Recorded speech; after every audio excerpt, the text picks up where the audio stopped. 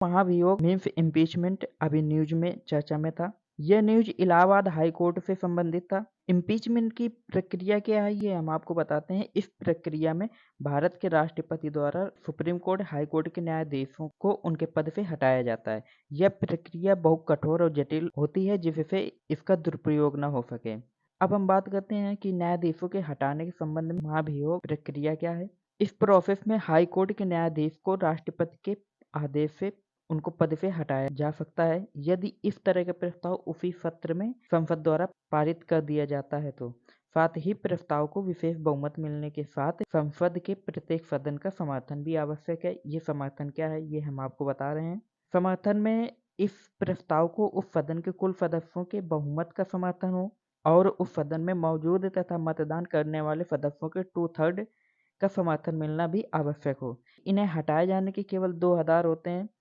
पहला है उस पे दुर्व्यवहार, दूसरा है सिद्ध कदाचार। सिद्ध कदाचार का अर्थ है न्यायाधीश द्वारा किया गया ऐसा कृत्य या कार्य या आचरण जो न्यायपालिका के नैतिक व्यावसायिक मानकों का उल्लंघन करता है, जिससे न्यायपालिका की ईमानदारी, स्वतंत्रता या प्रतिष्ठा को ठेस पहुंचती है।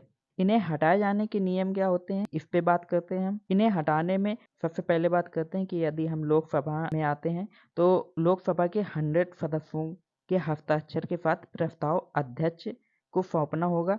यदि हम राज्यसभा में आते हैं तो वहाँ के 50 सदस्यों के हस्ताक्षर के साथ सभापति को सौंपना होता है। ये अध्यक्ष या सभापति प्रस्ताव को स्वीकृत या अस्वीकृत कर सकते हैं। यदि प्रस्ताव स्वीकृत हो जाता है तो अध्यक्ष या सभापति आरोपों की जांच करने के लिए 3 सदस्यीय समिति का गठन करते हैं।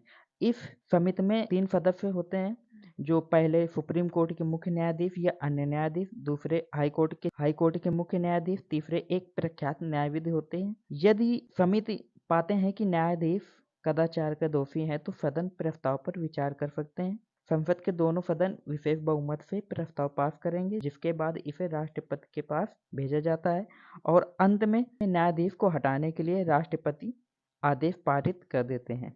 एक अलग पॉइंट है, हाई कोर्ट के न्यायाधीश पर महाभियोग की प्रक्रिया सुप्रीम कोर्ट के न्यायाधीश के समान ही है।